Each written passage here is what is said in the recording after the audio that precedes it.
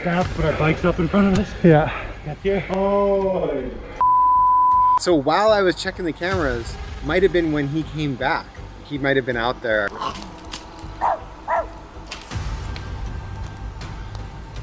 Hi.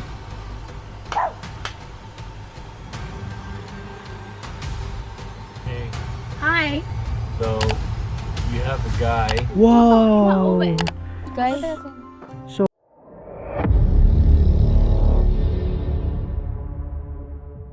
The most terrifying moments often begin in complete silence. One group wakes up to signs that a bear moved through camp just feet from their tent, while somewhere else strangers begin circling a van in the middle of the night.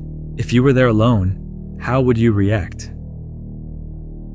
On May 14th, 2026, Jem and Jack Vlogs shared a camping trip at Golden Ears Provincial Park in British Columbia, Canada.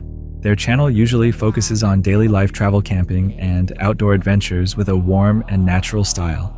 In this video, Jem, Jack, Carl, and Anya planned a simple trip with new friends, food, lake views, and hiking. But before the trip ended, the peaceful memory would turn into something none of them expected. Ba't tayo nagka-camp? Parang kami nang nagka-camp ngayon. Tapos may bear pa daw. Ano sabi niya? Nice, solo natin. So pwede kami in a very, very slight lang. Kasi wala kami masyadong maaabala. Ang careful. Nakatulog ka? Pareho pala tayo Mitsubishi eh. May black bear daw last weekend lang nakita. Uy. Active day. Baka gutumayan sila. Hey guys, andito na kami ngayon sa Golden Ears. Kakatapos lang namin i-set up yung tent. Kasama namin ang bago naming kaibigan na sila Carl at Anya. So ayun, tara. Ganda ng setup namin, no? Ayun yung tent. Ito yung kitchen. Yung living room. This is our first day. 3 days kami dito. 2 nights. 8 PM pa kaya ang haba pa ng araw namin. Hahanapin namin yung mga pasikot-sikot dito kung saan papunta sa beach. Baka mamaya may time kaming mag-paddleboard. The group arrives at the campground inside Golden Ears Provincial Park. The area feels unusually quiet, and they learn that a black bear had been active around the campground the previous weekend. They still continue the trip. They check in, set up their tent, organize the cooking area, and settle into what looks like a calm outdoor weekend. For most of the trip, everything feels normal and peaceful. The group heads down to Alouette Lake, spends time on the water, explores the area, eats together, hikes Gold Creek Trail, visits the falls, and returns to camp for their final dinner. There are small risks along the way, like the steep path leading to the lake, but nothing feels serious enough to affect the mood.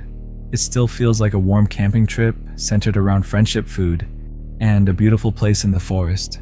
But that quiet feeling would not last until morning. First bite.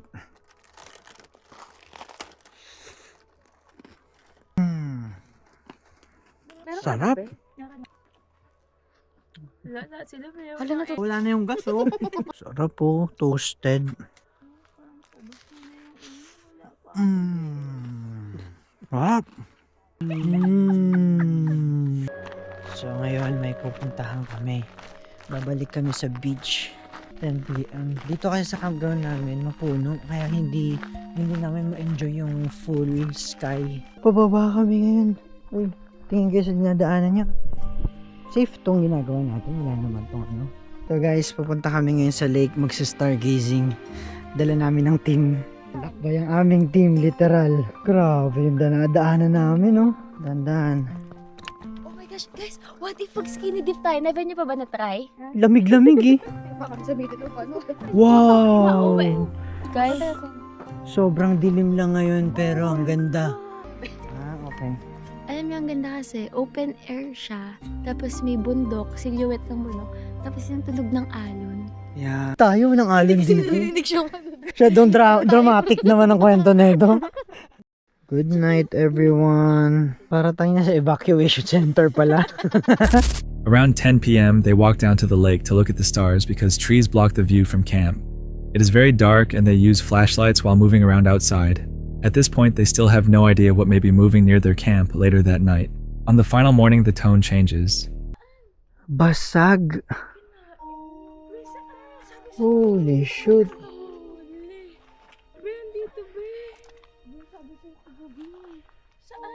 Binasag niya, oh. Good morning. So may narinig sila, mga kasama namin, sila Anya, sila Carl. May narinig daw kagabi na amoy-amoy daw sa tent. Tapos may nakain. Una nakita namin, ito, nakain. Tapos binasag niya yung, ang lakas niya. Kasi feeling namin ang lapit talaga niya. So, sign na to ng van life. Sinigit pa ba? Wait lang, babe. Paano to, babe? Maayos pa to? Insured yan. Nang bear? Yeah.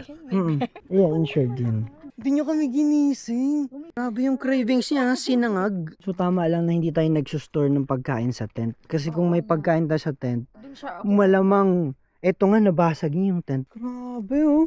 Anong feeling mo? Sabi niya, narinig na nila kagabi. Kami, sobrang himbing ng tulog namin ni Jam. Kaso hindi sila makatawag sa amin kasi parang syempre keep quiet lang sila, baka marinig sila. Oo. Tapos narinig namin gawin. Parang barbecue tayo. Oo, amoy barbecue kasi yung ulo nyo. Sabi ko pa naman ito pag gising, amoy liempo ka. Ay, ito lang. Dito rin siya umabot siya dito. Dito siya kumain. Ala, grabe. Ala, yung lempo, be. Oh my gosh. Okay. Uy, ayun siya. Oh my God. Bear talaga ang nagbasag nito. Kasi naamoy ng mga kasama namin. Around the tent, may nagsisniff around daw. Kami ni Jam tulog na tulog. Tapos sila, hindi sila makatawag kasi syempre keep quiet lang sila or else baka lamunin sila. Feeling ko nasugatan siya. O hindi, chocolate ba yan? May nagkatotoo yung sinabi mo. Yung tagal natin matulog. Inantay tayo ng bear. May mga Power Ranger kaming nakita dito. I-report natin yung incident kagabi. Oh, was there a bear too? Us too. The bear smashed my window. Last night? My car window. Yeah, because there's a mark on my truck. You could see the paw mark perfect. And Do you know like when it happened last night, or did you just wake up this morning? They It was like say this. around 3 a.m. they heard someone sniffing around our tent. Oh. Does that confirm it's the bear? I think that would, yeah. Just kind of make lots of noise, and they should run away. Especially like if you don't have any food in your tent, there's no reason really for them to come in there. Yeah, good thing we never kept them. Yeah, some people do. So We did a pretty good job like keeping all the food or attractants. no, exactly. out. Just put it in your car and lock it up. So usually they know how to open doors. And we only have black bears here? Yes, only black bears. Yeah. Only black bears. Black or the bear one? The brown one.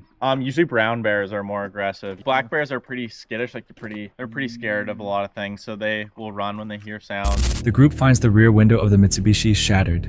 Food inside the car has been disturbed, and there are signs that a bear got into it. Carl and Anya also explained that around 3 a.m. they heard heavy footsteps and sniffing close to the tent. They were scared and did not want to make noise. The group reports the incident to the ranger, cleans up, packs everything, and leaves safely. Before the video ends, Jack notices that a bag of hot chocolate is missing, likely taken during the bear encounter. The group reflects on the trip, thanks each other, and closes the video as a strange mix of friendship fun and a reminder that camping near wildlife can change quickly.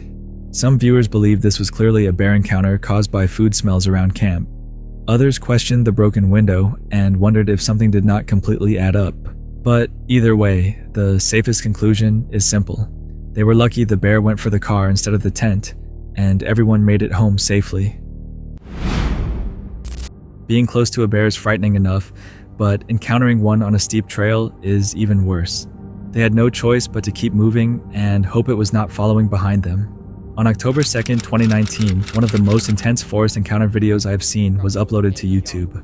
The video was posted by a teenager known as Single Track Rider. He was mountain biking with friends on a trail in British Columbia.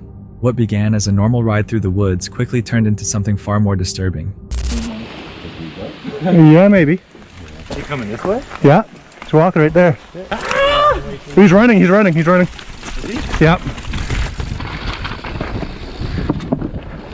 You got a bear chasing us? I think it's scared to look back. Yeah, he is. Go.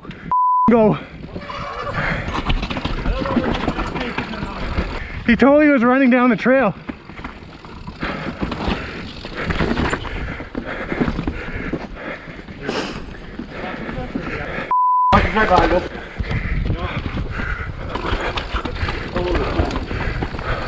So this is our first time riding this trail, TNT on Seymour. Like I said, we've never been on it. We don't know where the drops are, where the 45 routes are or anything. And we got the pressure of the bear behind us. I want to take a look, but I didn't want to look back and wipe out and have the bear right on top of me. So just got to look forward and keep on pedaling and try not to fall.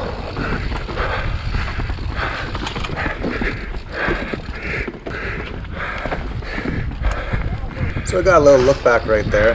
I didn't see the bear, and it gave me a little bit of relief. I'm like, all right, I think we lost.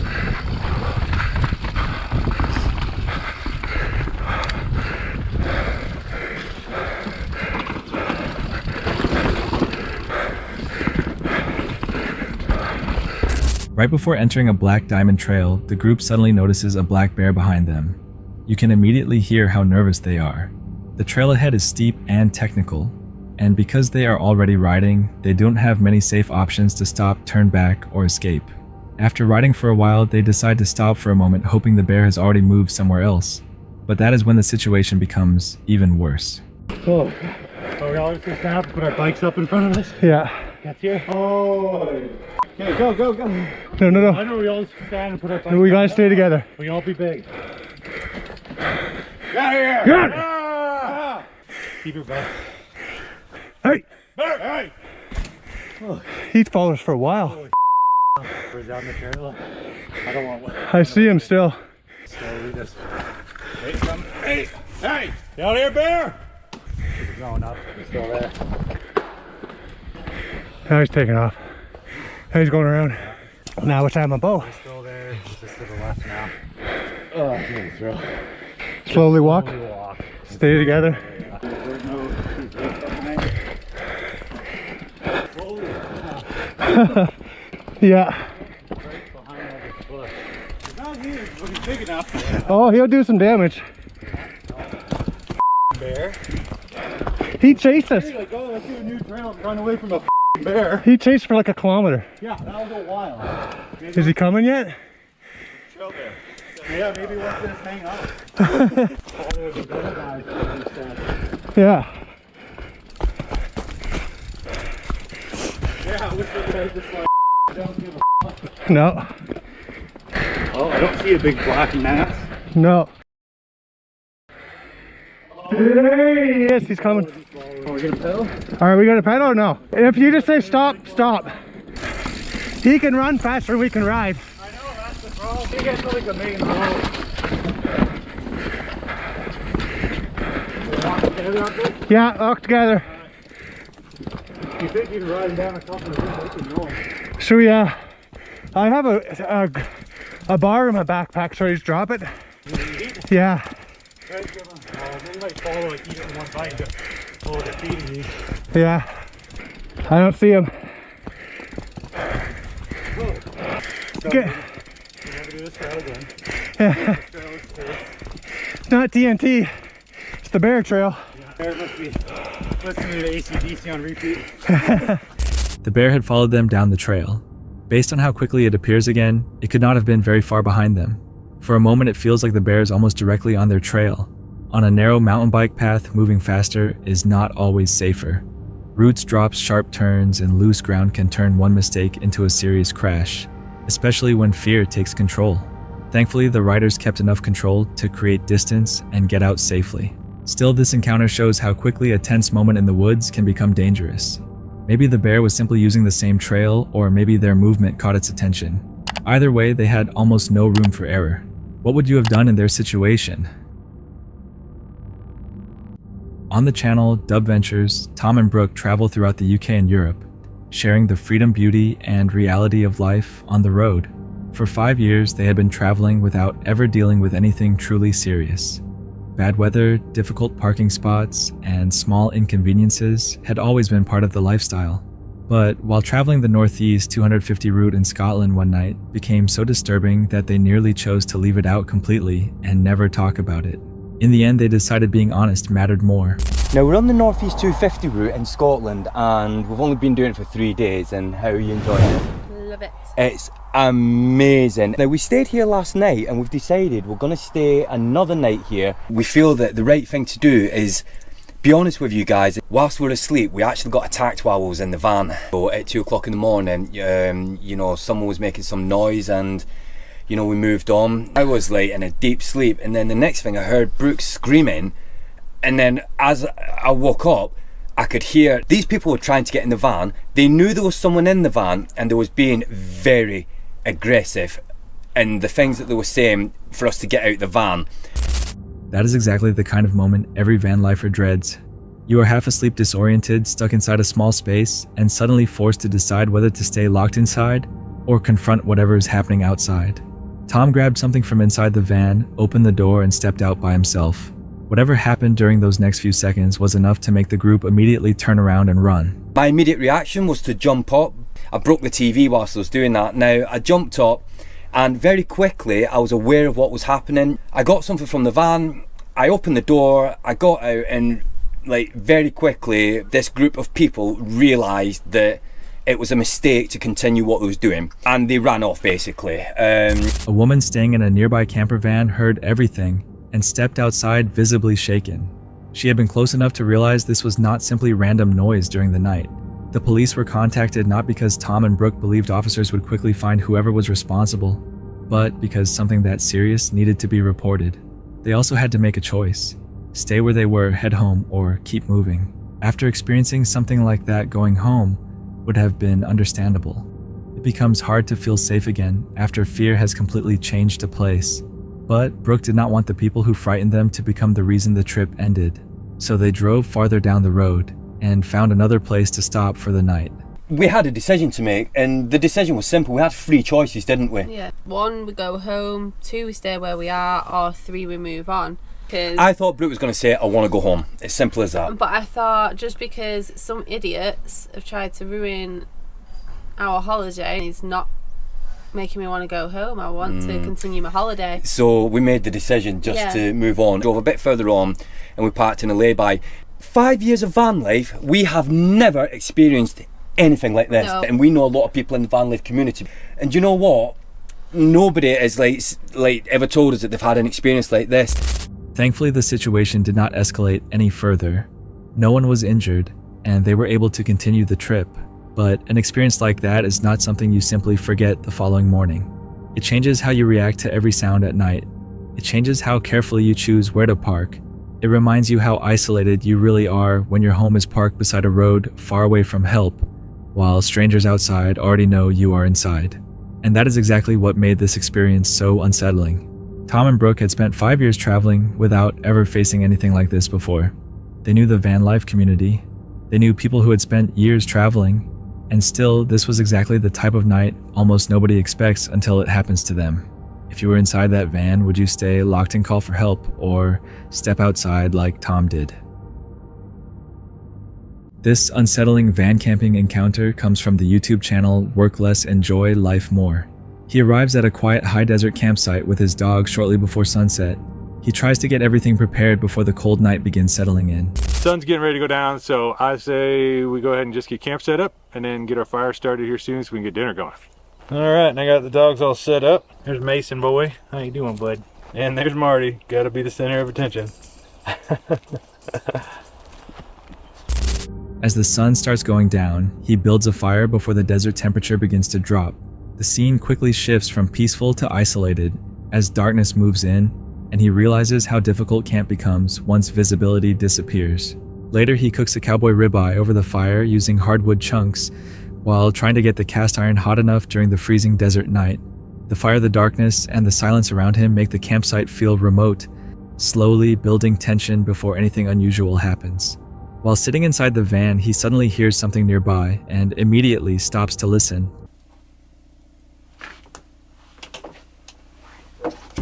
Probably just a stick though. Like a branch falling out of a tree or something. He tries to explain it as a branch falling, but admits there are moments in the woods when strange sounds have no easy explanation. The noise instantly raises his anxiety. The uneasy feeling continues as he sits quietly beside the fire, hoping the sound came from something ordinary, like a cow or maybe a coyote. I catch myself just sitting here listening. Like part of me just wants it to be a cow or a coyote or something. Like I just want to see something that I could know that it was it, just so I can just drop it. Like I'm trying to sit up. The dogs are fighting.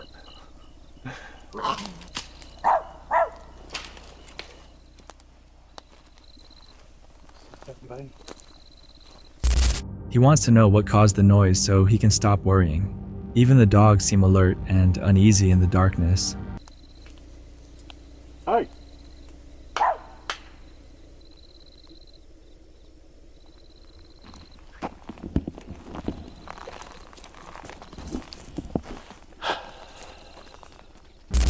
By morning, the tension has passed, and he wakes up after spending a long, cold night at camp. Dogs often notice sounds and scents before humans do, which is why their reaction can make a quiet campsite feel even more unsettling. What do you think caused both him and the dogs to suddenly stop and listen that night? In October 2022, a solo camper from the YouTube channel Alyssa Vanilla parked her van on remote BLM land outside Tucson, Arizona. Her channel follows solo female van life, long drives, quiet camps, and the reality of living alone in open landscapes. That day, temperatures reached nearly 100 degrees, the desert was empty, and one tree offered rare shade.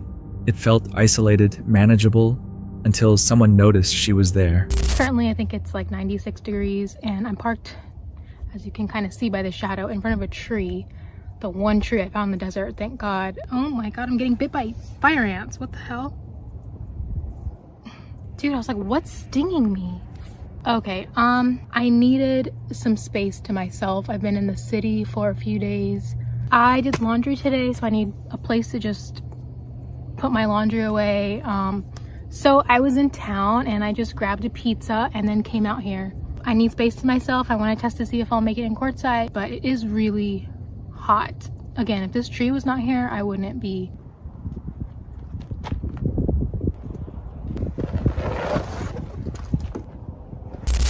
She begins by settling into camp, focused on simple tasks, cleaning, organizing, and dealing with ants moving through the heat. The van is parked beneath the only tree around, surrounded by open desert. The area feels quiet, almost too quiet, with no signs of other campers nearby. As she works, the feeling of being completely alone slowly becomes more noticeable just before the sound of an engine interrupts the silence.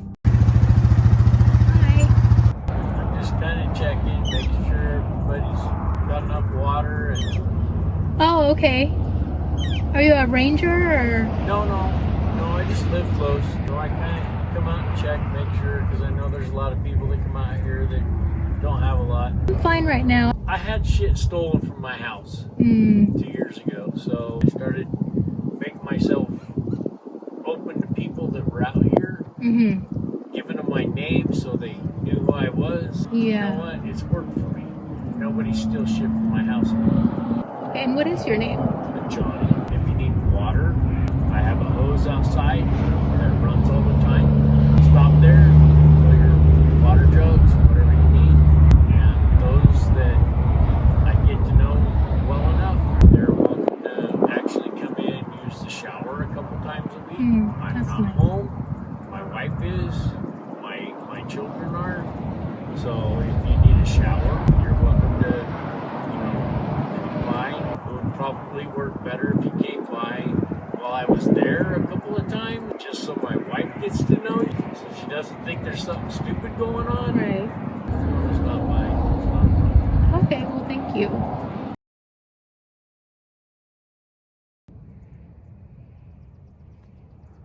A man introduces himself as John, saying he lives nearby and checks on campers. His tone is calm, friendly, almost practiced. He talks about water, mentions his home, and even offers use of a shower. Nothing he says sounds openly threatening, but the offers feel unnecessary. The longer he stands there talking, the harder it becomes to ignore how much attention he is giving her and the van. Hey, Hi. so you have a guy on the mountain up there that is watching you with binoculars. Okay, well, that's unnerving. Well, I guess I won't be staying. Well, it's not that you can't stay. Just, I'll be honest with you. Yeah. The other side of the mountain is safer. Really? Yes.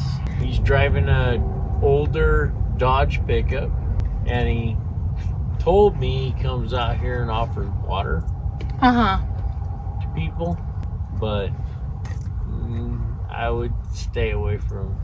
He told me he parks up there and looks around to see who might need water, who might need this, who might need that. You see that white truck? Underneath the tree? Come out here and I'll show you. Just so you know. Yeah, it's also just odd that there's not really anybody out here. Get a good description of that truck. It's white and burgundy. Honestly, I'd move to the other side. I did want to stay, but if there's somebody watching me, then obviously I don't think I should stay out here at all. After he leaves, the silence returns briefly. The quiet feels different now, heavier. Then John comes back. He warns her another man is watching from the mountain and suggests she move to the other side of the hill. She looks toward the mountain but sees nothing, no movement, no truck, no evidence, only open land. So just finishing up my laundry and then I'll probably have to leave, but that's okay. Do you need anything? No. Okay. No. As she starts packing to leave, John stays nearby. He sits on the ATV, silent, staring. He gives no explanation. He does not leave. The silence stretches longer than before, filled with questions that have no clear answers. She finishes loading the van and drives away, choosing distance before the unease has time to grow. Many viewers questioned whether the warning was meant to help or test her reaction. The changing story, the silence, and the focus on moving her location raised concerns. If the threat was never visible, what was the warning really meant to do? After spending nearly 3 years living in a stealth camper YouTuber No Limit, Van Life checked his security footage in October 2023 and realized how close he had come to a potentially dangerous situation. When I'm checking my cameras, my security cameras, I can't see what's happening live. So while I was checking the cameras, might have been when he came back. He might have been out there. Oh man, what would I even do? I do have a plan. In those moments, you forget plans. Bright flashlight for my mountain bike. Gel, it's supposed to be better than pepper spray. He's looking in those windows. I'll pop out through my partition, wave at him in the window. I haven't gotten past that. The other thought is to open the side door, pop out there with the pepper spray and the flashlight and the camera. The video shows a man approaching the van late at night, looking through the windows, before eventually walking away, without trying to force entry. The cameras were not being monitored live, which meant the encounter went completely unnoticed while it was happening. Situations like this highlight the importance of using cameras with motion detection alerts, choosing parking spots that are well lit or secure, and positioning the vehicle in a way that reduces blind spots.